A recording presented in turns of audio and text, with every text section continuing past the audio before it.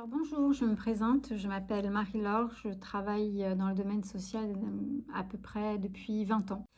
Donc alors j'ai été attirée par le programme Amoré, notamment pour les outils psychoéducatifs qui m'ont permis à moi personnellement de me remettre à niveau parce que les outils avec lesquels je travaillais, ils étaient un peu, je dirais, vétustes et j'ai découvert de nouvelles techniques de travail. Ensuite, je me suis rappelé justement en lisant Amoré et travaillant avec le programme, une jeune femme que j'avais aidée, une jeune malienne, notamment dans un programme FLE, pour apprendre donc le français.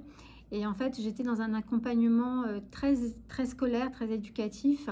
Et en fait, j'avais oublié complètement la partie culturelle et ethnique de cette jeune fille. Et en fait, un jour, elle n'est plus venue à mes cours. Je me suis renseignée auprès de la structure qui la logeait. Et en fait, on m'a appris qu'elle était retournée au pays pour se marier parce que dans son ethnie au Mali, il fallait faire plaisir au père, faire plaisir à l'oncle et à un moment donné se marier. Donc c'était une jeune fille qui avait envie de devenir infirmière et qui n'a jamais pu réaliser son rêve parce qu'elle a dû à un moment donné répondre à des impératifs familiaux.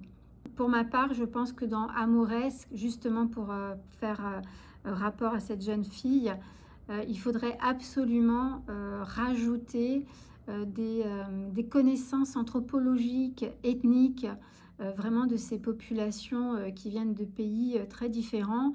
Par exemple, si je reprends le cas du Mali, au Mali, chaque village a son propre code de vie, a sa propre culture, et ça permettrait aux accompagnants du travail social d'être mieux armés, parce que des fois, c'est vrai, on pense à l'accompagnement, mais on ne pense pas à la vie autour de la personne, et des fois, ça peut nous empêcher d'arriver au but dans lequel on s'est fixé avec les gens qu'on accompagne.